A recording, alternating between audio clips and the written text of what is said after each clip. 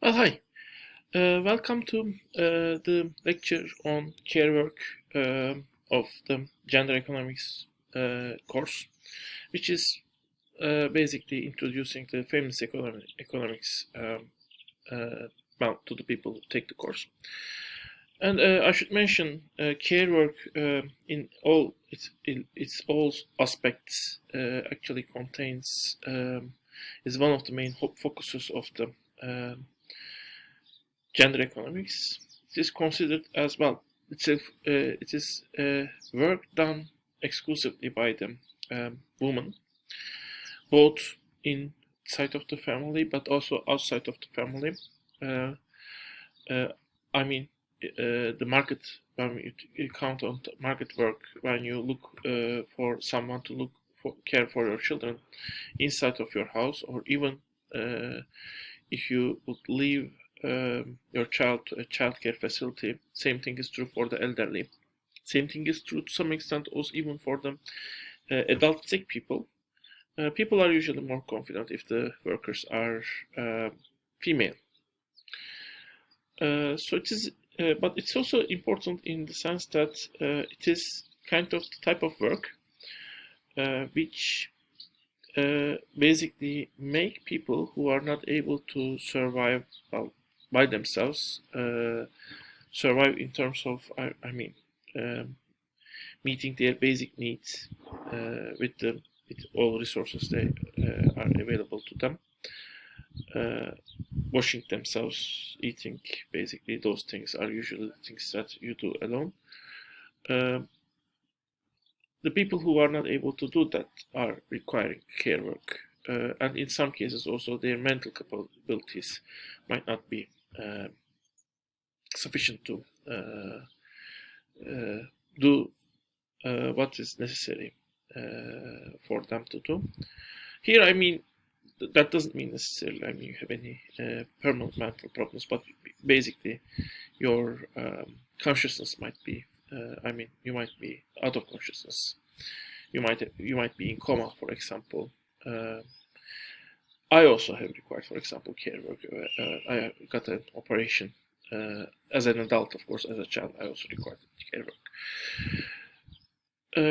And it's important because it's kind of the work that actually brings the humans who are not able to act as a usual economic agents, I mean the prototype economic agents, to transform into prototype economic agents, especially in case of children, but also to some extent in the case of the sick people.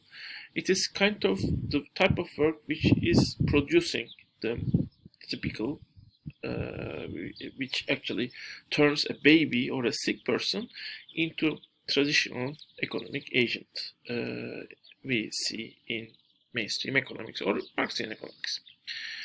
Um, for the elderly people, maybe that's not 100% true, not necessarily at least true, but it might also help them to function as typical economic agents in some cases. For example, there is in United States the assisted living centers where basically the elderly people are subject to consistent care. However, they have their own apartments. They are able to go out in. They can work. So they function like an economic agent, but because they are able to get this persistent care from the facility. It is interesting, and in many ways one of the maybe most important works in the economy. I don't say sector because if I say sector, that would mean just the paid type of work. Uh, Also, unpaid care is important, like the mothers do, or the children do if you are talking about elderly people. Um, So let's see how it is looked upon by the feminist economics. We have two types of here two videos basically. One is kind of a parody, but it is also summarizing what we see in this, what we are going to see at the end of this lecture. So you might see it now and then listen to the lecture, but you might also see it after the lecture. If you want, you can also do both and think about what it represents and how that the things that are represented by this parody are actually also studied by the feminist economists. And as a second thing, this is actually well, kind of a project called the stories for the rebel girls, where actually it criticized the morality of the woman, and this morality is actually in many ways well, it can be the morality I'm talking about is altruism and not being selfish, kind of the counter morality, which is actually more or less suggested, promoted, celebrated when males are doing when they are more selfish and self-reliant. Um, Women should be relatively more dependent, open to be dependent, but also be less selfish. So this is actually kind of against this morality. But that morality and the nature of care work are very much connected to each other, as we will see. That's why that I also put that video on. Well, pretty much we will see all articles, although we will see each of them a little bit, basically. Well, we don't see all of it, all of the articles. Well, and here, 5 of the, I should say text, some of them are book chapters. 5 of them are written by Nancy Folbre. Nancy Folbre is actually an important contributor to this, to Carework, basically. And he is famous. One of her famous book is Invisible Hearts: Economics and Family Values, and they're actually that book actually was also transformed to a movie documentary, I believe. You can look for it. It's interesting, and actually, Invisible Heart is kind of counter the Invisible Hand, which is kind of Adam Smith's. Adam Smith used it, you might know it. The market is putting everything to balance as if everything is adjusted by an invisible hand.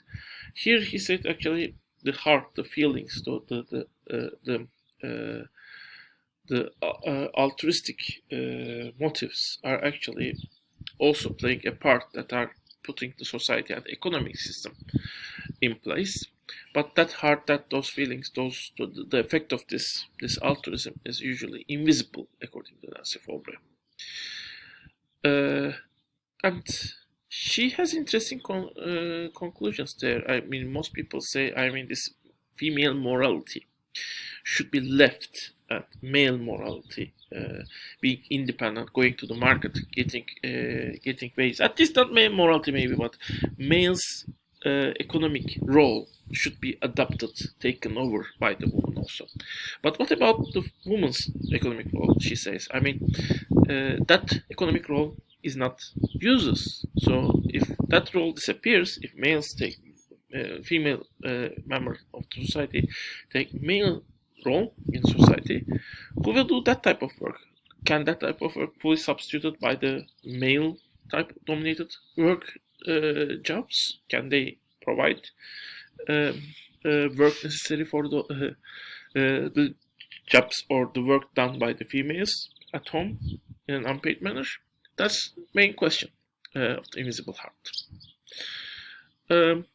In the second article, she mainly talks about the care economy in full sense. Unpaid care, but also paid care, and different types of care, like, for example, the elderly care, sick care. She also adds self-care, for example. Of course, child care is there.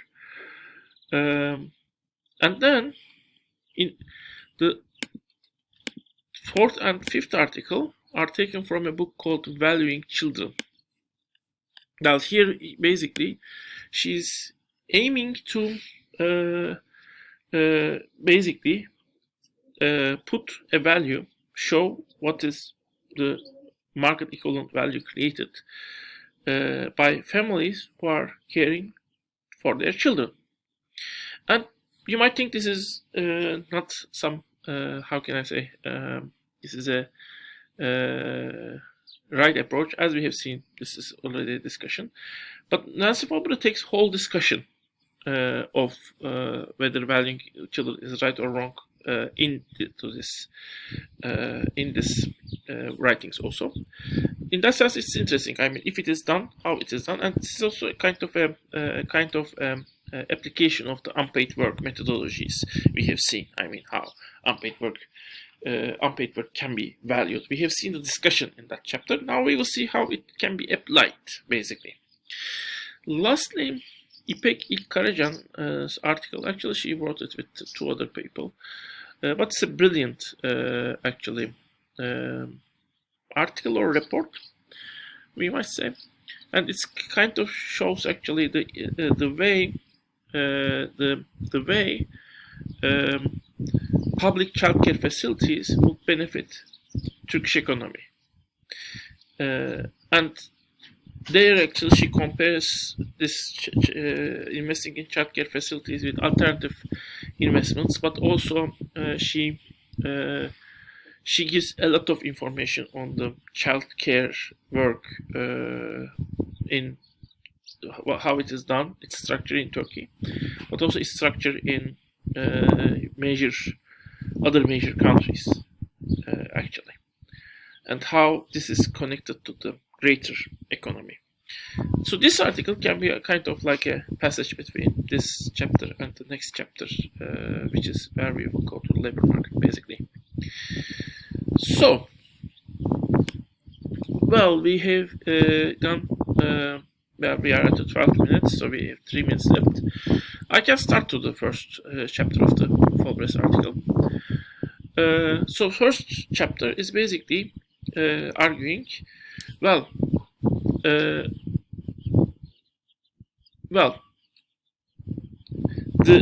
care work and care work is a type of work according to this chapter. Actually, the way it is introduced in this chapter, it is so different. It is so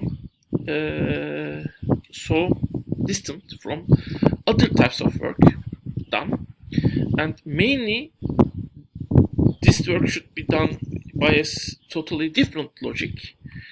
Well, the society could actually not employ same people, same type of people, both for care work and other types of work. So it has separated itself and put women and assign women in a way, of course in an indirect way through centuries, to do the care work, and men other types of work. And as a result, because the nature of this work is different from other types of work, the nature or the let's say ethical characteristic features of men that are actually encouraged or celebrated in men are usually not encouraged or celebrated in the woman.